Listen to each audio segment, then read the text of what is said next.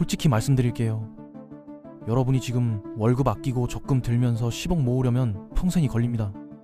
그런데 이 영상을 보는 동안에도 전 세계 어딘가에서는 20대 청년이 평범한 주부가 심지어 고등학생까지 억대 자산가 대열에 합류하고 있거든요. 최근 통계 기준으로 매년 수십만 명 수준의 새로운 달러 100만 장자가 생겨나고 있습니다. 이게 남의 나라 이야기 같습니까?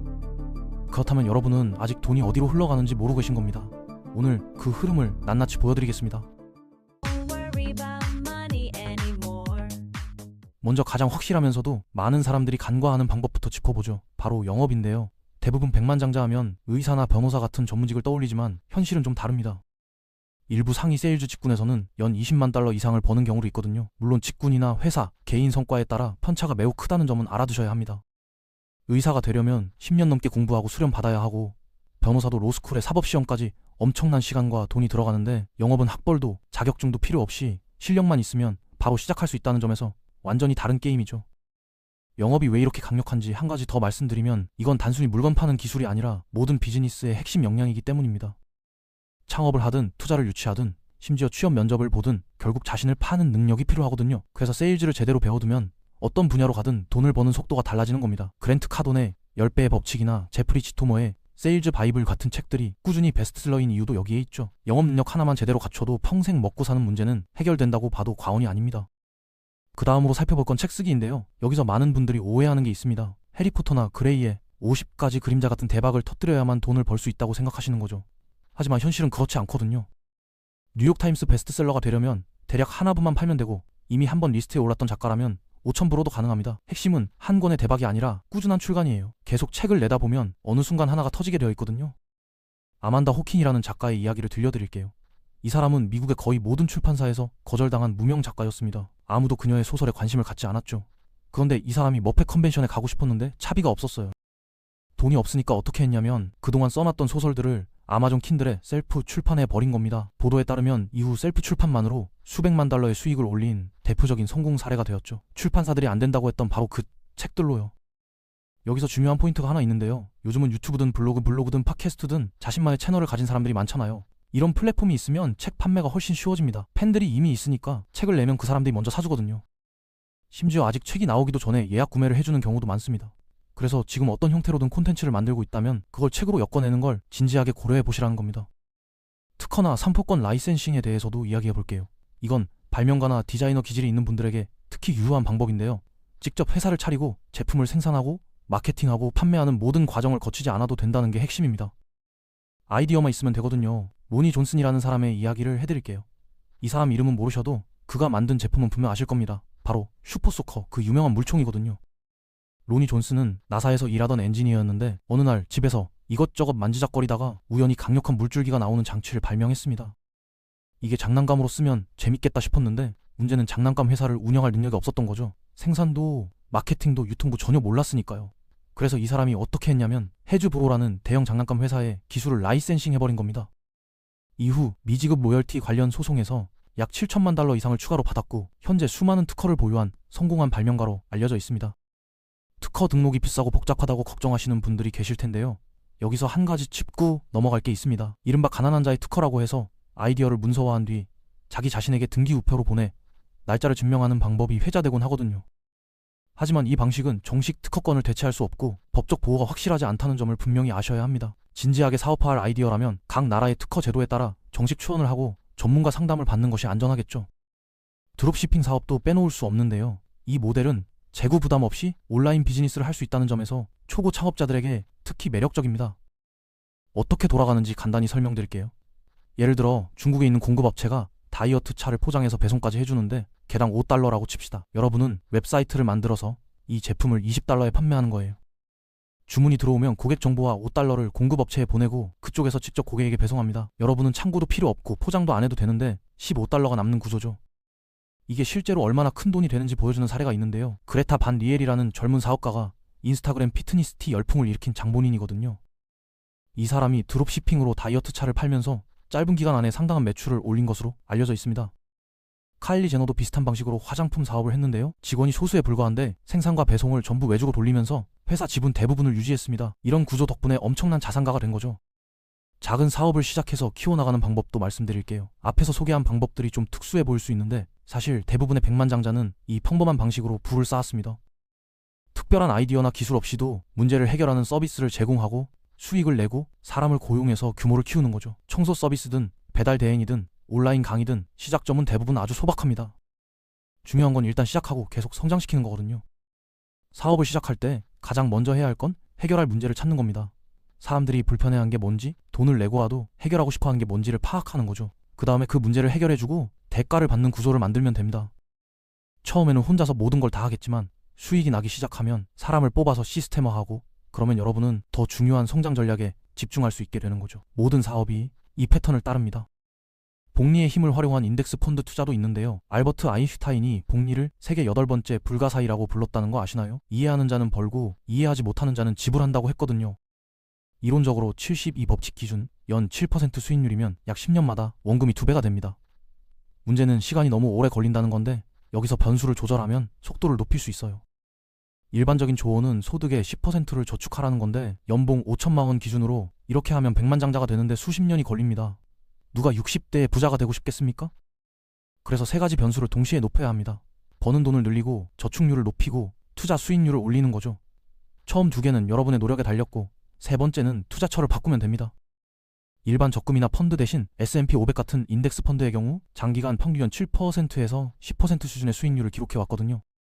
물론 여기서 중요한 점은 과거 성과가 미래를 보장하지 않는다는 겁니다. 환율 변동이나 세금, 시장 변동성 위험도 항상 고려해야 하고요. SP500이 뭔지 간단히 설명드리면 미국 상위 500개 기업의 주식을 묶어놓은 펀드입니다. 실적이 안 좋은 회사는 빠지고 새로운 강자가 들어오니까 알아서 업데이트가 되는 구조예요. 개별 주식 고르느라 스트레스 받을 필요 없이 시장 전체에 베팅하는 셈이죠. 만약 창업이나 사업이 체질에 안 맞는 분이라면 장기 투자 관점에서 고려해볼 만한 방법입니다. 블록체인과 암호화폐 분야도 짚어볼게요. 지난 몇 년간 이 분야에서 큰 수익을 올린 사람들이 있었던 건 사실입니다.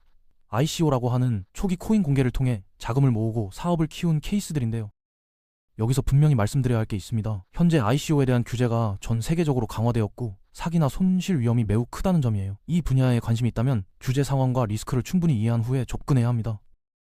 비트코인이나 이더리움에 대한 개인적인 견해와 상관없이 블록체인 기술 자체는 다양한 산업에서 활용되고 있다는 건 사실이거든요.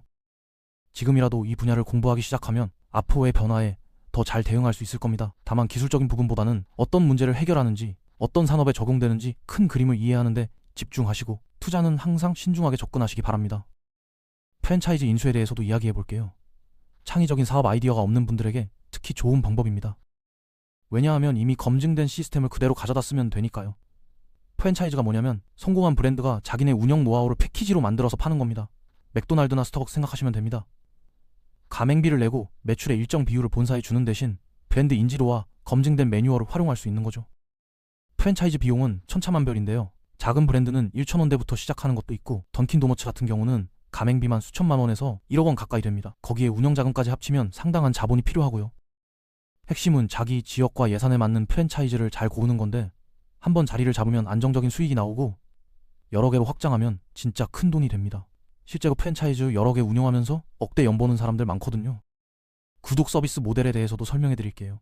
이건 일종의 백만장자 수학이라고 할 수 있는데요. 1년에 10억을 버는 방법을 숫자로 나눠보면 생각보다 단순합니다.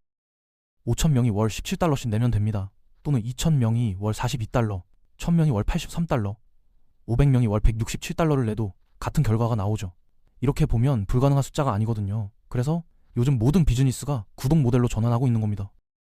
물론 현실은 이 공식보다 훨씬 복잡합니다. 고객 유지율, 마케팅 비용, 환불, 운영 비용 등을 고려하면 실제 난이도는 훨씬 높아지거든요. 넷플릭스를 예로 들어볼게요. 수억 명의 구독자를 보유하고 연간 수백억 달러의 매출을 올리지만 거기까지 가는데 엄청난 콘텐츠 투자와 시행착오가 있었습니다. 핵심 원리는 사람들이 계속 돈을 내고 싶어 할 만큼 가치 있는 서비스를 만드는 거예요. 온라인 강의든 멤버십 커뮤니티든 소프트웨어든 반복 결제가 일어나는 구조를 설계하는 게 관건이죠. 조금 다른 접근도 있는데요. 억만장자 밑에서 일하는 겁니다. 농담이 아니라 실제로 백만장자 상당수는 남 밑에서 일하면서 그 지위에 올랐거든요. 부자들은 시간을 가장 귀하게 여기기 때문에 자기 시간을 아껴주거나 돈을 벌어주는 사람에게 엄청나게 후하게 대합니다. 그런 사람의 신뢰를 얻으면 기회가 알아서 찾아오는 구조예요. 중요한 건 이미 그 사람과 신뢰관계가 있어야 한다는 겁니다. 절대로 하지 말아야 할 건 모르는 부자한테 메일 폭탄을 보내면서 나한테 이런 아이디어가 있는데 세상을 바꿀 수 있다고 떠드는 거예요. 솔직히 말해서 그런 메일 매달 수백 통씩 오는데 아무도 안 읽습니다. 대신 멘토를 찾으세요. 멘토는 여러분의 성장을 돕고 싶어하는 사람들이고 충분히 신뢰가 쌓이면 자기 조직으로 데려가서 함께 일하자고 할 겁니다. 그때 진짜 기회가 열리는 거죠. 유튜브 바이럴 영상도 빼놓을 수 없는데요. 유튜브에서 대박 나면 상당한 수익을 올릴 수 있다는 건 이제 많이 알려진 사실이죠. 다만 콘텐츠 종류, 시청자 국가, 광고 단가에 따라 수익이 크게 달라져서 단순히 조회수만으로 수익을 일반화하기는 어렵습니다. 강남스타일처럼 대형 히트 영상이 나오고 거기에 부가 비즈니스가 결합되면 수백만 달러의 수익을 올린 사례도 있지만 이건 정말 예외적인 케이스라고 봐야 해요. 요즘 대형 크리에이터들은 유튜브 광고 수익에만 의존하지 않습니다. 폴 형제처럼 굿즈를 팔거나 제프리 스타처럼 자기 브랜드 화장품 라인을 만들어서 진짜 큰 돈을 버는 거죠. 유튜브는 이제 새로운 TV이고 거기서 영향력을 키우면 사업 확장의 기회가 생깁니다. 다만 광고 수익만으로 백만장자가 되기는 쉽지 않다는 점 꼭 기억해두세요.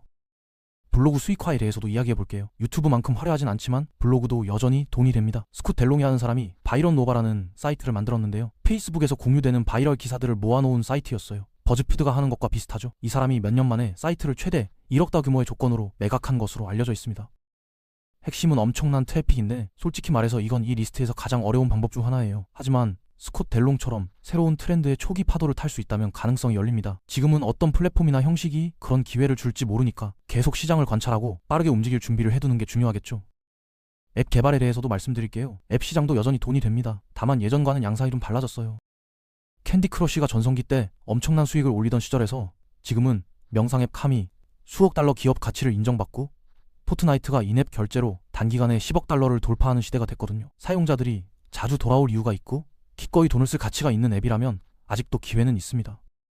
앱 수익화의 비결은 사용자당 얼마를 뽑아낼 수 있느냐에 달려 있어요. 무료 앱이라도 인앱 결제나 구독 모델로 수익을 낼 수 있고 그 금액이 크면 클수록 목표 금액까지의 거리가 짧아지는 거죠. 앱 비즈니스에 관심 있으시면 관련 서적이나 강의를 통해 아이디어 구상부터 규모 확장까지 전 과정을 공부해 보시는 걸 추천드립니다.